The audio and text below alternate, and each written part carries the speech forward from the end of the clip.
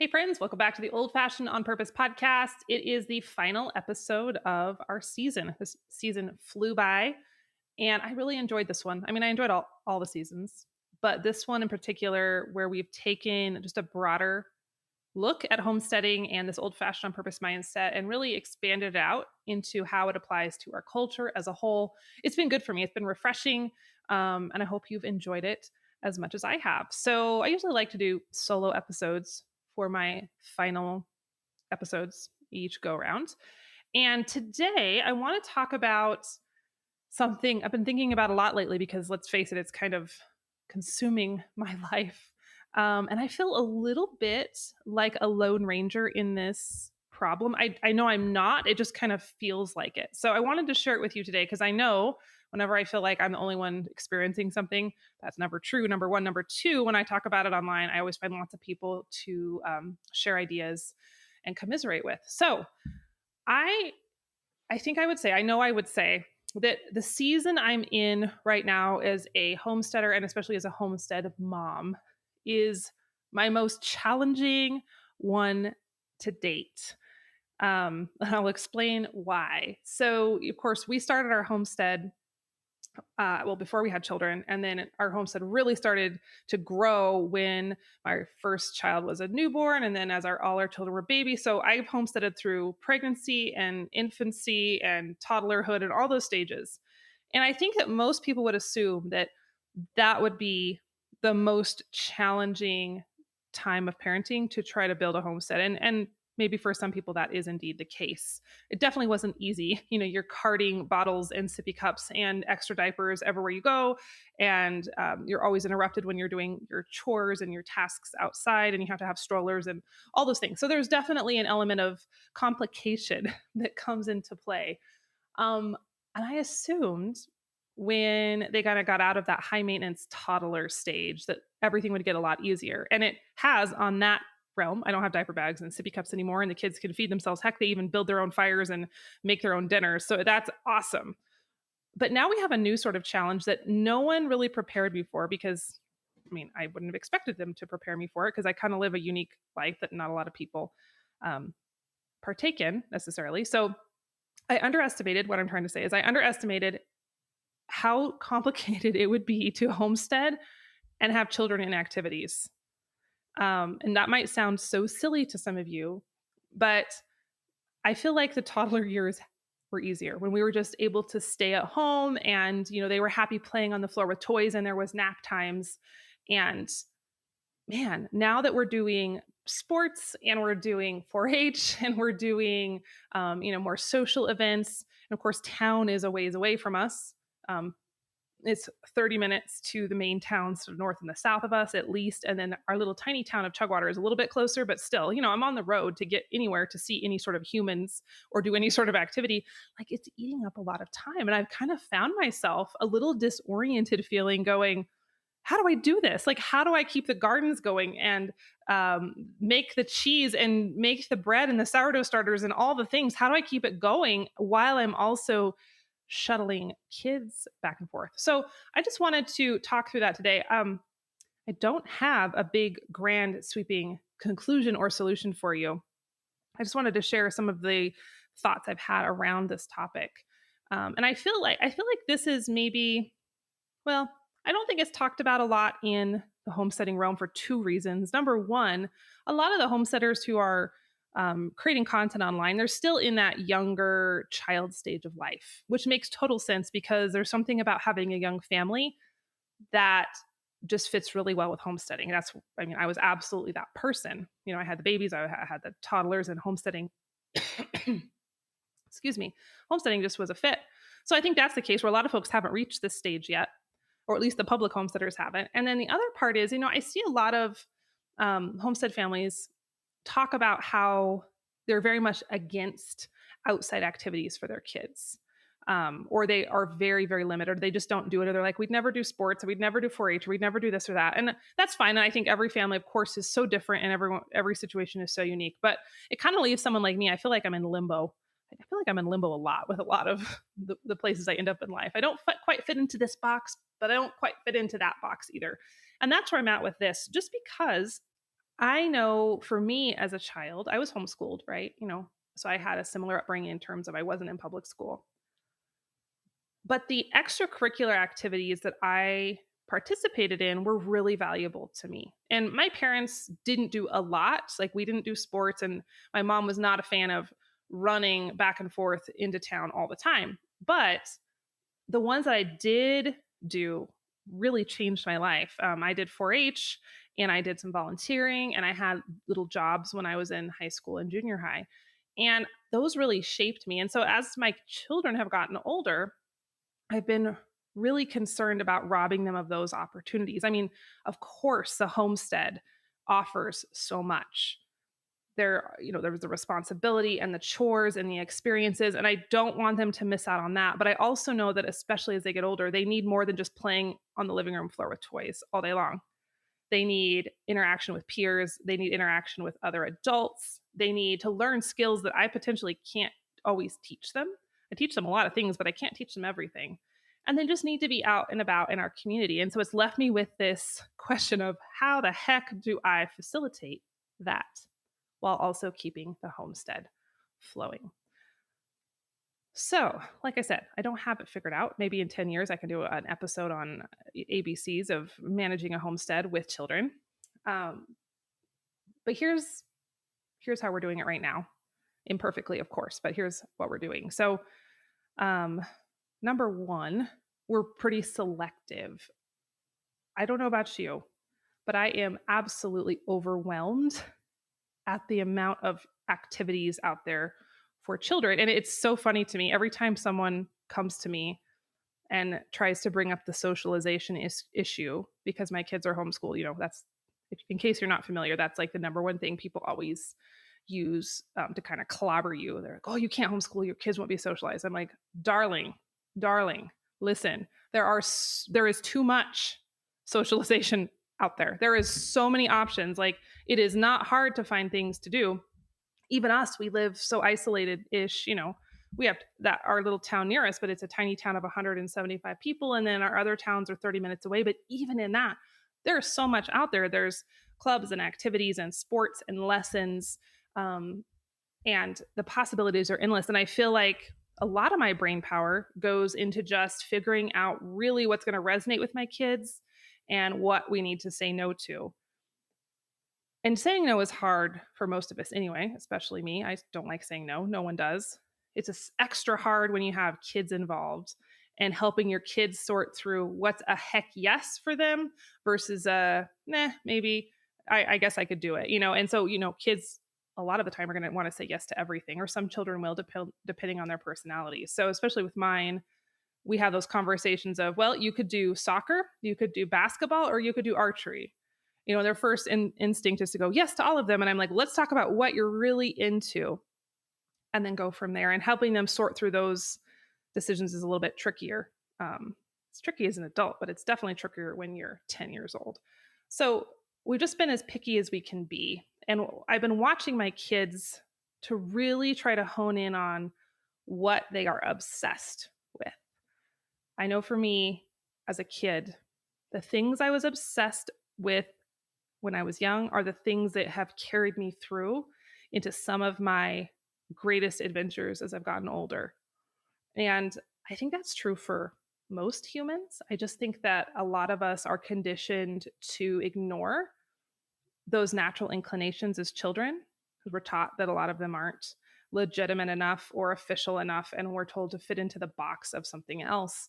But when I look back at the things I was inclined towards, creative writing was one, entrepreneurship was one, horses was one, rural living was one. All four of those things, when I shed cultural expectations as a young adult, I've gone back to those and they have brought me so much joy and fulfillment and success. It's crazy when I think about it. It's absolutely crazy. So I'm trying to see with my children, what are their underlying obsessions? What are they not only maybe good at, but they just naturally are interested in, things that I don't have to remind them to practice, things that they want to research and study and focus on without any pushing from me. And we're trying to hone in on that. Sometimes it's easier said than done though, right? Because kids go through stages and that's fine and they will change.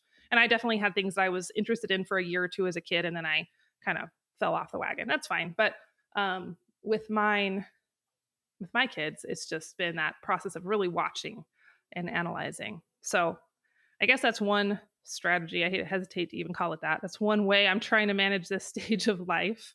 Um, Another way that I don't want to say keeping the balls in the air because I've dropped a lot of balls this summer. Thankfully, most of them have been rubber balls, not glass ones. But another way we're kind of keeping the homestead running while also doing more kid activities is um, I've reduced the complexity of my homestead. When I was just staying at home with the toddlers, and I'm not discounting anyone in that stage of life. I know there's a lot of moving pieces. Um, but when I was home all day with them, it was a different vibe than when I'm in and out, maybe like coming to the office to record a podcast like I am right now. And then I have to go in the house and start supper, but then I have to go back outside and do this. And then maybe I have to run a kid to soccer in town real quick. So like that in and out, in and out, in and out, I have to craft the homestead activities to support that. So that means less super intense projects right now in this stage. So like I let my sourdough starter go dormant this summer. Actually, no, that's a lie. I flat out murdered the sourdough starter this summer. Okay, you guys, side note here. A lot of people email me and ask me how to tell when your starter is bad. So I'm gonna give you the top secret Jill Winger tip here. When it's pink, when it smells like rotting flesh and it has worms in it, you definitely know it's bad. How do I know this? Because that is what happened to my sourdough starter this summer. There was no question that stuff was way too far gone to use. How I was able to create that scenario, it was massive amounts of neglect. So it was not something that happened overnight. I had left the starter out on my kitchen counter in the summer heat for maybe 5 weeks without feeding it, right? It had no fresh food to keep all the bacteria and yeast happy. So it died, and then I don't even know what, putrefied. And I was like trying to ignore it. You know how we like to do denial sometimes? So I was like washing dishes and I'd look at the jar and I'm like, just ignore it. So I did that for 6 weeks. I'm telling you, it's all the dirty laundry in the story. It's just all out there. You probably are going to think so much less of me after this. So I ignored the jar for 6 weeks. When I finally was like, you've got to deal with this, Jill. You cannot ignore this problem in your life any longer. I opened the jar. It about knocked me over. It smelled so very horrible. So very horrible. And then as I started to scrape the putrefied sourdough starter out of the jar, I realized there were worms in it, like maggots. I don't know how they got in there. Well, they probably like a fly crawled under the lid. The lid was sort of on. I don't know. It was bad. It was real bad. So that is how you know your sourdough starter is no longer appropriate for use when it reaches that point. Other than that, though, sourdough starter is very resilient. But I'm telling you this very disgusting story so you know that I did not bake sourdough bread all summer. This summer was brutal. I can't remember if I told you this in a previous episode, but this summer was one of the hardest summers I think I've ever had in this last 10 years, maybe. Not that anything was bad per se. It just, there was too many things happening. And, people would say, well, cut some stuff out or say no. And all of the things that were happening weren't things I could really say no to. And when I had initially scheduled it out, they all looked like they fell into a nice little sequential order. But then once it started happening, once the summer started rolling, I realized there was no sequence and they were all in a big wad of chaos. And so June, July, August were brutal. We had company and events. And of course, the soda fountain is crazy busy in the summer. And I had the book come back for its second round of edits, and 4-H and fair and horses and gardens. And it was wild, way more wild than I generally prefer. So I didn't do a lot of homesteading this summer. I did bare bones. We left the calf on the cow. I did not milk the cow. I did not make sourdough bread. I cooked very, very minimally. Mesa, my 12-year-old, cooked a lot. We had watermelon and like simple foods from the fridge for some of our summer meals. And I was not homesteader extraordinaire this summer at all. And I just don't feel bad. Well, I felt bad at first because I'm like, summer is the like prime time for us homesteaders. I have to utilize it. And then I realized I just had other things that were going to have to take precedence. So I think that's the other strategy. That was a lot of talking. I'm sorry. But in my roundabout way, I was trying to share that my other strategy is just I'm reducing or shifting the amount of homesteading I'm doing, or maybe just the complexity. We're still gardening and doing all that.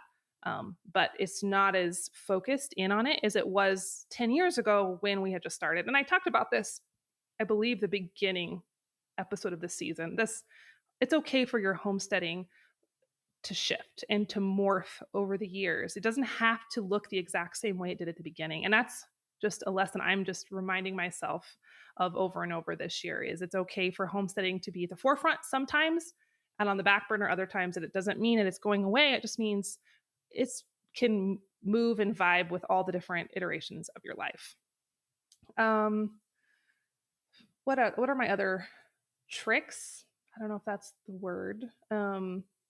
I will say one activity that I think, at least for us, and this is subjective, so take it with a grain of salt, for us that has provided more bang for your buck than average with our kids has been 4-H.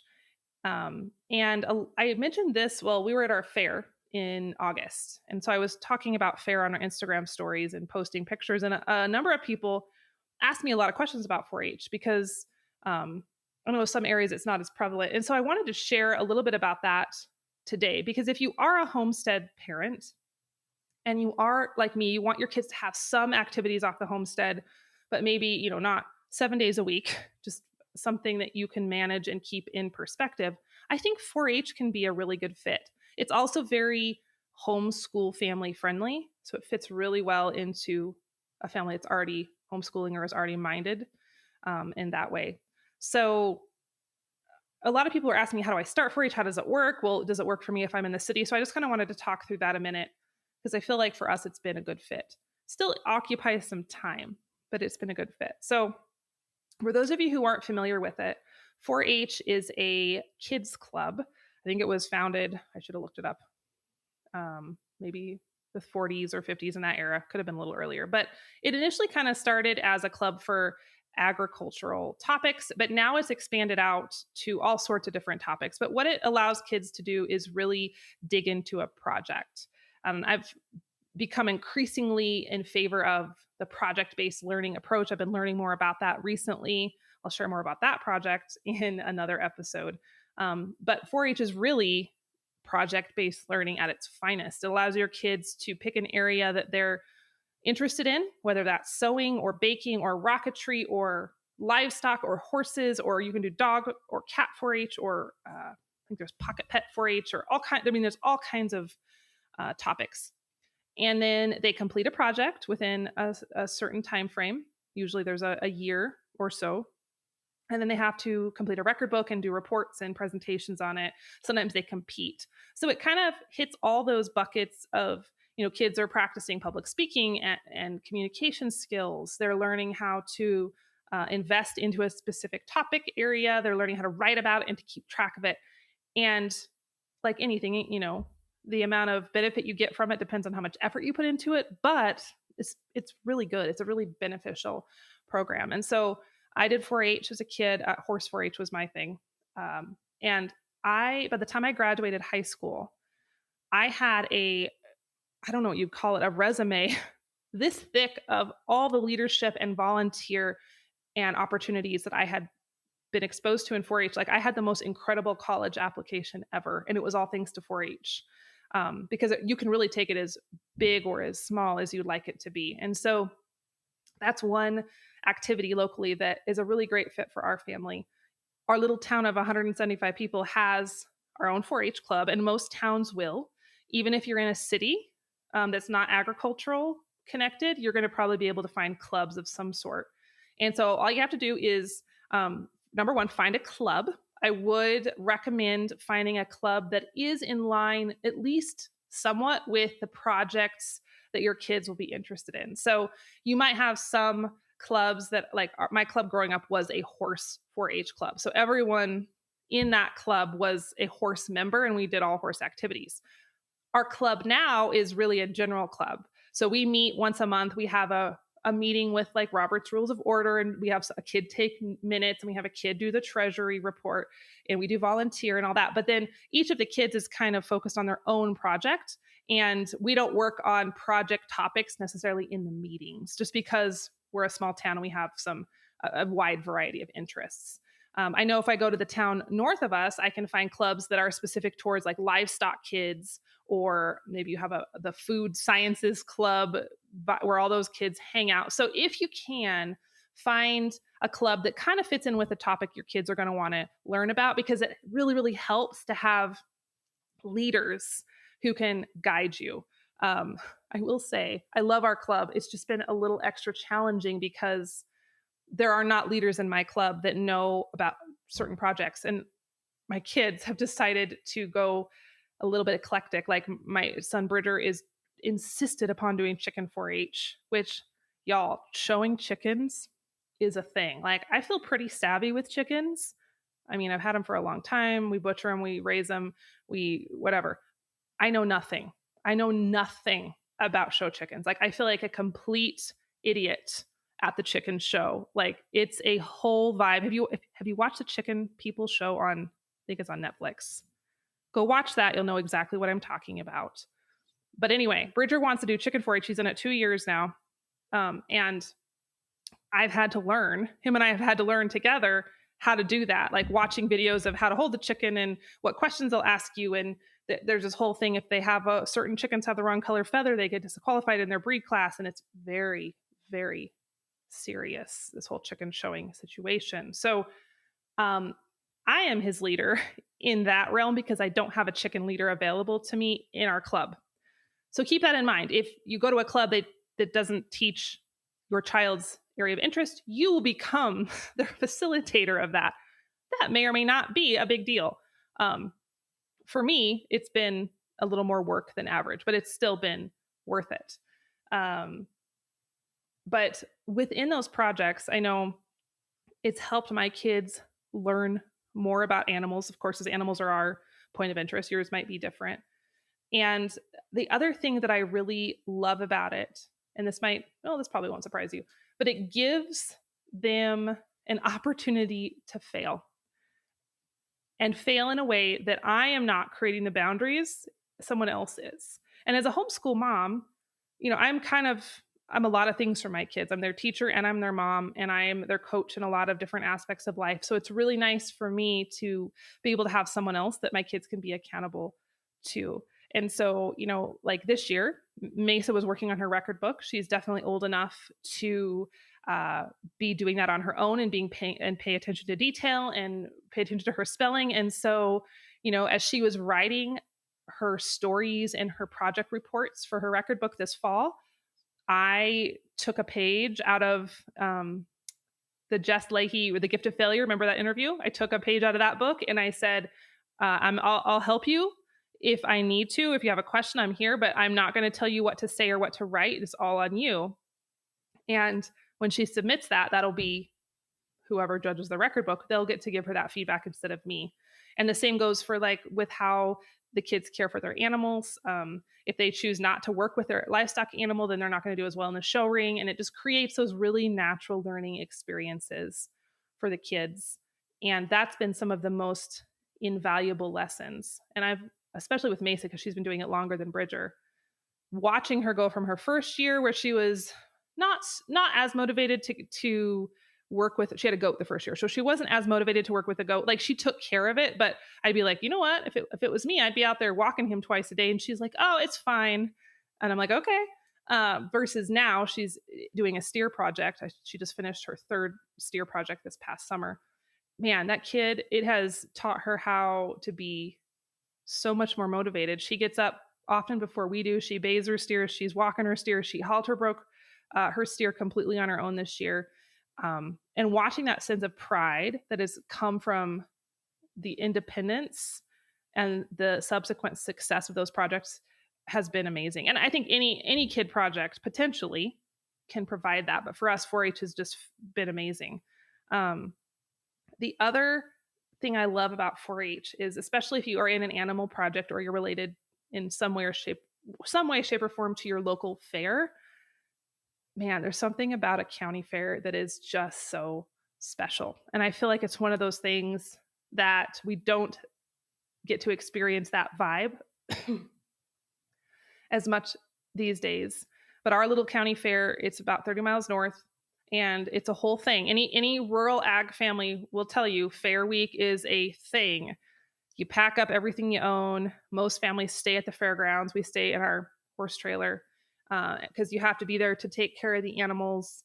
And it's just special. It's a lot of work. It's exhausting, but it is just special. I know a lot of parents look forward to that as almost like kind of a vacation of sorts. It's not really a vacation, but it's a change of scenery once a year, and it's just unique and special. And there's pig wrestling, and there's contests, and there's activities, and there's the livestock shows, and you're in there in the barns grooming and clipping and blow drying and showing and hanging out with friends, and it's just a really down home, wholesome event that I think a lot of homesteaders really enjoy.